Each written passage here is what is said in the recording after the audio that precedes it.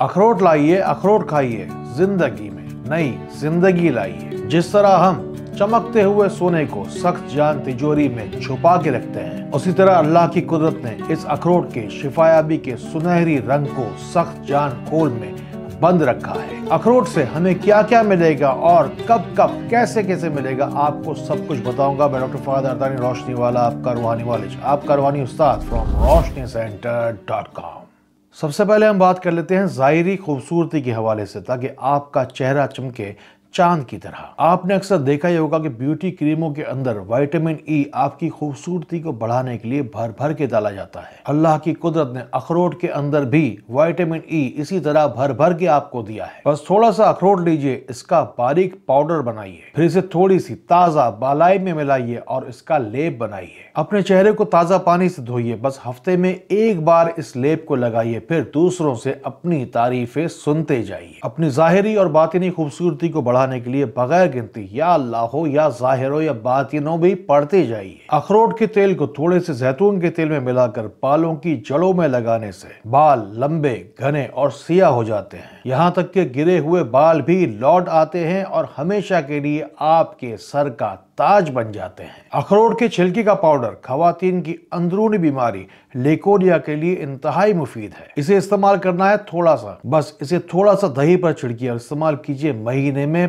15 दिन, यानी कि एक दिन छोड़कर एक महीना। मेरे रूहानी माओ, बहनों और बेटियों की जो कमर, कंधे और घुटने कमजोर हो रहे हैं, लेकोरिया की बीमारी ऐसे जाएगी कि जैसे जान ही छूट जाएगी। शिफायाबी की नीयत से जो दही आप इस्तेमाल करने वाले थे, उस पर या अल्लाह हो या मतीनो 11 बार जरूर पढ़ लीजिएगा। खाने से पहले अखरोट का इस्तेमाल करें, इससे मैदे के जख्म और आंतों के अल्सर भी दूर हो जाते हैं। आजकल ये बात आम देखी जा रही है कि जो कोई भी शख्स 40 साल की उम्र से आगे बढ़ता है, उसके घुटने खराब होना शुरू हो ही जाते हैं। ये उम्र के बढ़ने के साथ शुरू होने वाली बीमारियों में आती है। इसे उर्दू में गठिया और इंग्लिश में रूमेटो आर्थराइटिस कहते हैं। बस आपको ये करना है कि अखरोट के छिलके के पाउडर को जलाना है, उसमें सोंठ का पाउडर एक चुटकी हल्दी मिलाकर इससे गर्म पानी मिलाना है। इसका लेप घुटने पर जहां दर्द हो वहां लगाना है। साथ ही साथ या अल्लाह हो या कबीर हो या करीम बगैर गिनती पढ़ते जाना है। चाहे कब्ज की बीमारी हो जितनी भी पुरानी, यकीन जानिए चाहे हो जितनी भी पुरानी, अखरोट के 5 टुकड़े बड़े आपको डालने हैं दूध में। इसे गर्म करके इसे गर्म हालत में ही पीना है, अच्छी तरीके से चबाकर। रात को सोते वक्त इसे आपको पीना है, सुबह में। ऐसे आपका पेट साफ होगा कि 4 से 5 दिन का भी अगर पुराना कब्ज होगा तो उसका हिसाब भी बराबर हो जाएगा। अखरोट का असल इस्तेमाल तो हम भूल ही गए, ये दिमाग को तेज करता है। अपना दिमाग लगाइए और याद कीजिए कौन सी चीज है जिसका नाम आपको दुआ में जरूर शामिल करवाना है। कमेंट्स में जाइए और याद कर करके दुआ की लिस्टों में हर बात